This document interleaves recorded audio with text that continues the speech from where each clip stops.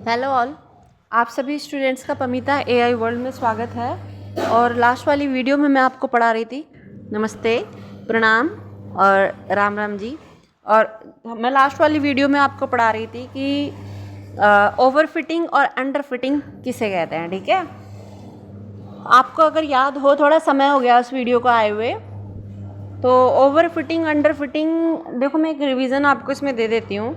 Over fitting under fitting actually में होती क्या है, यहाँ पे ऐसे कर लेते हैं इसे, और थोड़ा इधर बताती हूँ। ओवर फिटिंग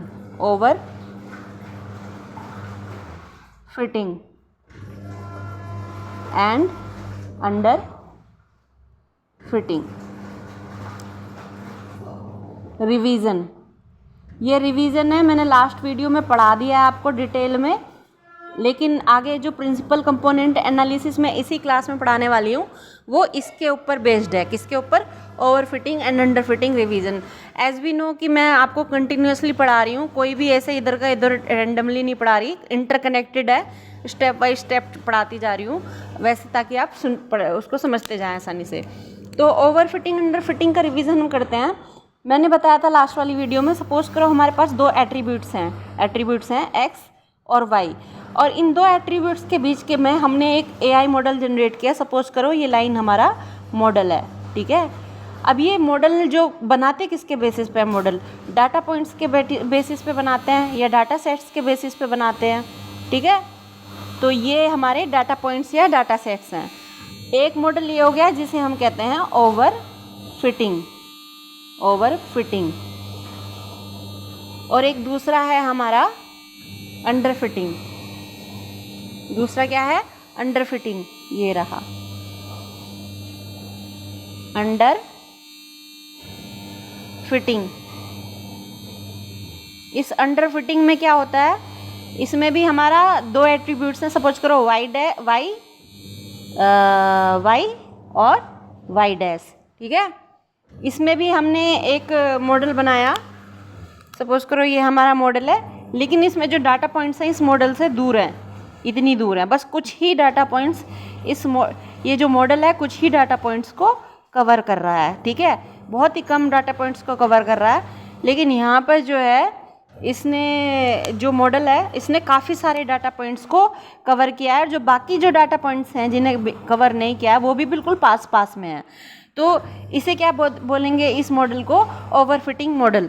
और इस वाले अंडर फिटिंग मॉडल को क्या बोलेंगे? जिसमें दूर डाटा पॉइंट्स और बहुत कम डाटा सेट्स को इसने कवर किया है मॉडल ने, तो इसे क्या बोलेंगे? Under fitting. और दोनों ही ओवर फिटिंग और अंडर फिटिंग मॉडल अच्छे नहीं माने जाते। जब हम मॉडल जनरेट करते हैं ये अच्छे नहीं माने जाते। हमें एक अच्छा मॉडल नहीं, प्रेडिक्शन जो हम करते हैं सेट्स के ऊपर वो सही नहीं मानी जाती। ये भी सही नहीं है और ये भी सही नहीं है।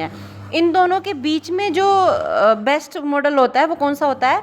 देखो इस तरीके से समझिए, आप ज़्यादा शुगर खाओगे तो डायबिटीज़ हो जाएगा, कम शुगर खाओगे तो वो भी आपको ग्लाइकोलाइसिस या कुछ कम प्रॉब्लम क्रिएट कर देगी। कौन सा बेटर होता है? जब आप नॉर्मल कोई लेवल पे चीज़ करते हो, ठीक है, ना ज़्यादा कम ना ज़्यादा। ऐसे ही यहाँ पर ओवर फिटिंग और अंडर फिटिंग के बीच में जो बेस्ट चीज़ है वह है बेस्ट फिटिंग मॉडल। उसे हम कहते हैं बेस्ट फिटिंग मॉडल। जो इनके बीच में होता है, बीच में जो मॉडल होता है, ना तो ज़्यादा ओवर फिट हो रहा हो ना बीच में अंडर फिट, उसे कहते हैं बीच के मॉडल को हम बेस्ट फिटिंग मॉडल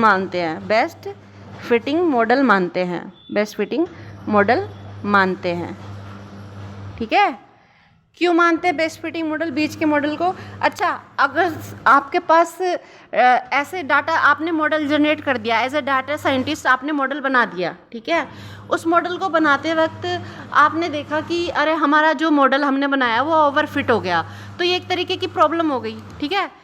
ये कौन सी हो गई? आपको प्रॉब्लम फेस करनी पड़ गई यहाँ पे। ये एक तरीके की प्रॉब्लम हो गई, प्रॉब्लम नंबर 1, और ये हो गई हमारी problem number 2।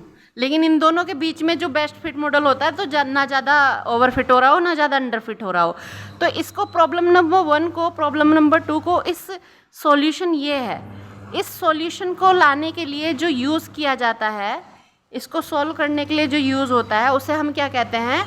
Principal component analysis, ठीक है। तो इसलिए मैंने आपको रिवीजन कराया क्योंकि इसमें प्रिंसिपल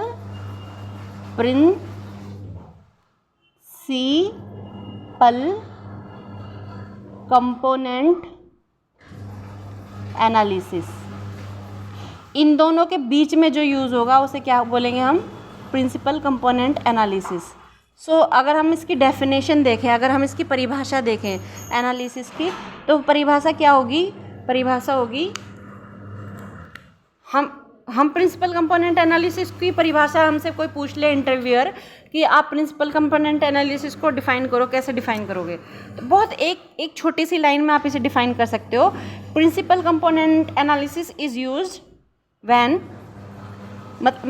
हिंदी में प्रिंसिपल कंपोनेंट एनालिसिस को हम तब इस्तेमाल करते हैं, मैं इसे शॉर्ट में बोलती हूँ PCA, शॉर्ट में PCA, ठीक है। PCA को हम कब इस्तेमाल करते हैं? कब इस्तेमाल करते हैं?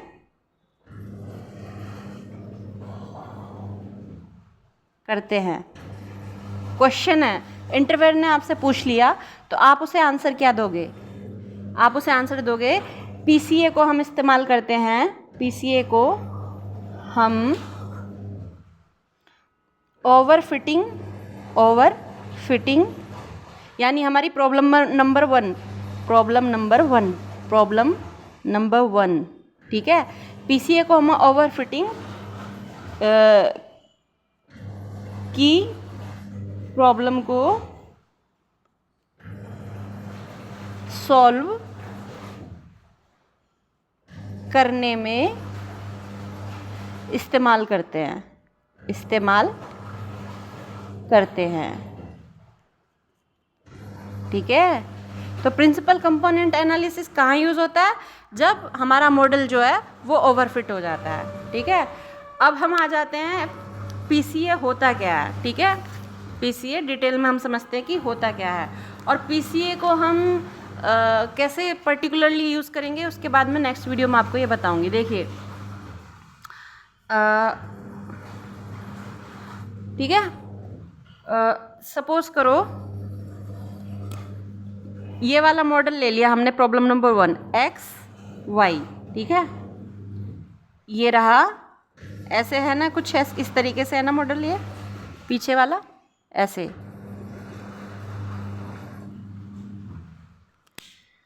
अगर आप, मैंने कहा कि यहाँ से अगर आप इसको मॉडल को देखोगे, यहाँ से आँखों से ऐसे करके इधर की साइड से देखोगे तो कुछ आपको ऐसे गिरती हुई चीज़ें दिखेंगी इसमें, ऐसे गिरती हुई, ठीक है, ऐसे गिरती हुई लाइन दिखेंगी ना। अगर आप ऊपर से देखोगे तो ये पॉइंट्स आपको इस लाइन पे गिरते हुए दिखेंगे, ठीक है। और ये कौन सा मॉडल है? एक एट्रीब्यूट यहाँ हो गया, एक एट्रीब्यूट यहाँ हो गया, तो इसे कहते हैं टू डायमेंशन मॉडल, ठीक है। जब आप इसे ऐसे देखोगे तो आपको कुछ लाइन इस तरीके से दिखाई देगी। अगर आप ऊपर से देखोगे तो आप इसे ऐसे ही तो देखोगे, ये जो पॉइंट्स हैं आपको, अगर आप ऊपर से देख रहे हो इसे बर्ड आई व्यू से, तो ये आपको कुछ इस तरीके से दिखाई देगा, इस तरीके से दिखाई देगा, इस तरीके से, ठीक है। तो ये क्या हो गया हमारा? PC1, प्रिंसिपल कंपोनेंट एनालिसिस 1, ठीक है। इस तरीके से नॉर्मली दिखाई देगा। 1 डायमेंशन, 2 डायमेंशन से हमारा जो मेन मोटिव होता है 2 डायमेंशन से 1 डायमेंशन में कन्वर्ट करना होता है किसी भी मॉडल को, ताकि हम इजीली उसे कर सके। तो ये हमारा हो गया PC1, प्रिंसिपल कंपोनेंट एनालिसिस 1। अब इसी आँख को आप दूसरे में चलो, यहाँ पर चलो, ठीक है, कहाँ पर? यहाँ पर। यही पॉइंट है, सेम पॉइंट है आपका, और सिर्फ आपका देखने का नज़रिया बदलना है। कुछ इस तरीके से ले लो, देखने का नज़रिया बदलो आप ना। यहाँ से आप देख रहे थे, लेकिन अगर आप इसी आँखों को यहाँ ले आओ, यहाँ पर, ठीक है। अगर आप इसको यहाँ पर देखोगे तो आपको कैसे दिखेगा? ये कुछ इस तरीके से गिरती हुई दिखेंगी ना, ऐसे करके, ठीक है। तो यहाँ पर आप एक इमेजिनरी लाइन, इमेजिनरी कल्पना कर लो कि यहाँ पर एक लाइन है, तो इस लाइन पे जब ये पॉइंट्स गिर रहे होंगे सारे, तो वो कैसे गिर रहे होंगे? आप सोच रहे होगे कि एक ही पॉइंट पे गिर रहे होंगे, नहीं, ऐसा नहीं होता, ठीक है। यहाँ से देखने पर आपको ये पॉइंट्स कुछ इस तरीके से दिखाई देंगे, ऐसे करके, ऐसे, ठीक है। इसमें ज़्यादा पॉइंट्स गिरे हैं यहाँ पर, यहाँ से देखने में ज़्यादा पॉइंट्स आए हैं, लेकिन जब आप यहाँ से देख रहे हो तो कम पॉइंट्स आ रहे हैं, है ना, कुछ कम आ रहे हैं। तो इसे हम क्या बोलेंगे, PC2, प्रिंसिपल कंपोनेंट एनालिसिस 2, ठीक है, PC1 एंड PC2। ऐसे ही करके आप जितने भी मॉडल होंगे उतने ही आप उतने मॉडल या उससे कम में आप प्रिंसिपल, जितने आपके एट्रीब्यूट्स होंगे, जितनी आपकी खूबियाँ होंगी। देखो एट्रीब्यूट्स मैं आपको समझाती हूँ, एट्रीब्यूट्स कहते किसे हैं। सपोज करो आपके पास संतरा है, ठीक है, संतरे को आपने मॉडल जनरेट करना है, ट्रेनिंग फेज में डालना है कि जब भी आपको मशीन या आपके कंप्यूटर के सामने वो चीज़ रखो तो आपकी मशीन ये बता दे कि पर्टिकुलर ऑब्जेक्ट जो है वो एक संतरा है, ना कि बॉल है, क्योंकि संतरा भी और बॉल भी दोनों एक जैसी दिखती हैं। तो आप क्या करोगे, वहाँ पे संतरे का बताओगे कि खाने में इसका टेस्ट खट्टा है। किसको बताओगे, मशीन को बताओगे, ठीक है। तो मशीन उसे याद करेगी कि ये खट्टा है और छूने में ये सॉफ्ट है, ठीक है। ये हो गया दूसरा एट्रीब्यूट्स। इन्हीं एट्रीब्यूट्स को हम यहाँ कहते हैं एक्स, खट्टा है एक्स हो गया, यहाँ हो गया वाई।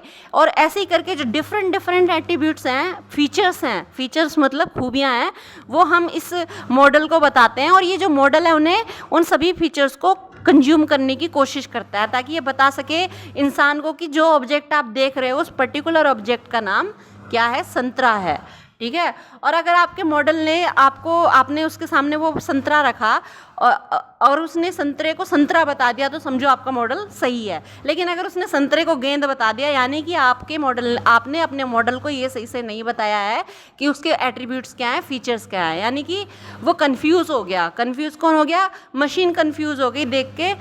क्यों कंफ्यूज हो गई, क्योंकि या तो आपने ओवरफिटिंग, या तो फीचर ज़्यादा बता दिए होंगे, या फिर उसको फीचर कम बता दिए होंगे, या फिर ऐसे फीचर बता दिए होंगे जो काम के ही नहीं है, ठीक है, जिनका कोई इस्तेमाल ही नहीं हो सकता। तो उन फीचर ओवर फिटिंग और अंडर फिटिंग को ख़त्म करने के लिए यहाँ पर हम प्रिंसिपल कंपोनेंट एनालिसिस का यूज़ करते हैं। तो मैं आशा करती हूँ आपको ये समझ में आया होगा। थोड़ा सा डिफ़िकल्ट है, लेकिन मैंने बहुत इजी लैंग्वेज में आपको समझाने की कोशिश की है कि प्रिंसिपल कंपोनेंट एनालिसिस एक्चुअली में होता क्या है, एग्जाम्पल के साथ, ठीक है। तो अगर संतरे को संतरा मशीन ने बता दिया, या फिर बॉल को बॉल मशीन ने बता दिया आजकल के आर्टिफिशियल इंटेलिजेंस के ज़माने में, तो समझो आपका मॉडल अच्छा है। अगर नहीं बता पाया, आपका मॉडल ख़राब है। और इस मॉडल को सही करने के लिए आपको प्रिंसिपल कंपोनेंट एनालिसिस की ज़रूरत पड़ेगी। और प्रिंसिपल कंपोनेंट एनालिसिस की ज़रूरत के लिए आपको PC1 और PC2 की हम इस तरीके से करते हैं। तो हम ये कह सकते हैं कि PC1 और PC2 जो है, जितने हमारे एट्रीब्यूट्स होंगे उतने ही हमारे प्रिंसिपल कंपोनेंट एनालिसिस होंगे, ठीक है। उतने ही होंगे या फिर उससे कम होंगे, लेकिन उससे ज़्यादा नहीं होंगे, ठीक है। तो यानी कि जो हमारी डायमेंशन जो है, प्लीज़ ये नॉइज़ को थोड़ा इग्नोर कीजिएगा, कपड़े धुल रहे हैं। डायमेंशन या फिर फीचर या फिर एट्रीब्यूट्स, ठीक है, वो क्या होते हैं, वो या तो ज़्यादा होंगे या फिर बराबर होंगे किसके, प्रिंसिपल कंपोनेंट के एनालिसिस के, PCA के। या तो वो ज़्यादा होंगे या कम होंगे, तो इसे क्या बोलते हैं, PCA बोलते हैं, ठीक है। ये एक प्रॉपर्टी हो गई प्रिंसिपल कंपोनेंट एनालिसिस की।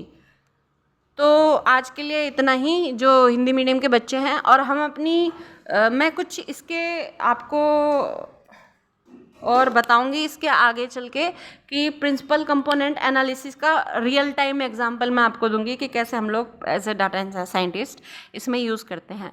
आज के लिए इतना ही। आई होप आपको ये टॉपिक पसंद आया होगा, और अगर पसंद आया, अगर समझ में आया, तो प्लीज़ लाइक एंड सब्सक्राइब कीजिएगा और शेयर कीजिएगा अपने उन्हीं सभी दोस्तों को जो इस newly artificial intelligence data science में कदम रखना चाहते हैं, हिंदी मीडियम के बच्चे, ठीक है। और बाकी नेक्स्ट टॉपिक मैं लाने वाली हूँ इंग्लिश मीडियम में। आपको अगर उसमें समझ में आता है तो ये आप वहाँ से भी देख सकते हैं, ठीक है। तो आज के लिए इतना ही। Thanks for watching. देखने के लिए बहुत बहुत शुक्रिया, धन्यवाद। आपको अगर अच्छा लगा तो एक बार कमेंट सेक्शन में भी बताइएगा, और धन्यवाद। Thanks for trusting Pamita AI world 18। So in my next video, मैं आपको नेक्स्ट वीडियो में बताने वाली हूँ कि कैसे PCA को हम मैथमेटिकल एक्सप्रेशन में, स्टैटिस्टिक्स में यूज़ करते हैं। ओके, तो जो भी मैं आपको पढ़ा रही हूँ वो स्टेप वाइज पढ़ा रही हूँ, कहीं से भी बीच में से भी रैंडमली नहीं उठा रही हूँ, ताकि आपका कोई समय वेस्ट ना हो। तो आप मेरी जो प्लेलिस्ट है उसे कंटिन्यूसली पीछे से देखिएगा कि कैसे कैसे मैंने बढ़ाना शुरू किया है। तो थैंक यू फॉर टेस्टिंग पमीता AI world 18। Like and subscribe ज़रूर कीजिएगा, और अच्छा लगे तो कमेंट भी कीजिएगा। धन्यवाद, थैंक यू।